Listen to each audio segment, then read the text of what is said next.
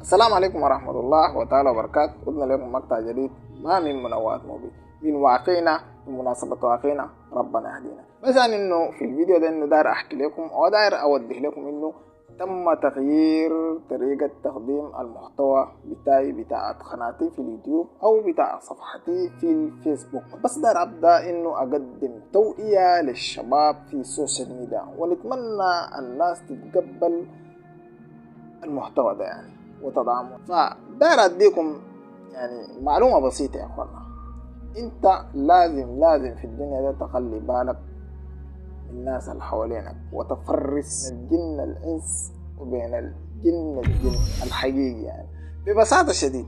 بسم الله الرحمن الرحيم. يلا شوف، الجن اختفى والجن الإنس للآن موجود وبلبلب في أذاني ويحاول آيس يقنعني بأي وصفة. عشان كده نقول لك لازم تخاف منه. الجن الإنس ممكن يقنعك ويورطك في نفس الحاجة اللي هو متورط فيها. والحاجة الثانية إنه ده نتكلم في الناس اللي بيدعوا الألوهية، والناس اللي بيدعوا بالملخب ده الناس اللي بيدعوا بالألوهية ببساطة شديد يعني إنه كيف أنت تقول لي مثلا بعد بكرة بحصل حاجة كده وحاجة دي ما حصلت أو حصلت صدفة كده حصلت، يعني كده انت خلاص في فهمك انه خلاص انت اثبتت لي انه شنو تعلم بشنو علم الغيب، وده في نفس الوقت ممكن نسموه لكم شنو مشرك وجعل نفسه مع الاله واحد. هم كيف دارين يقنعوك انه كيف هم يثبتوا لك انه هم في الصح. فده بس انا داير ابلغكم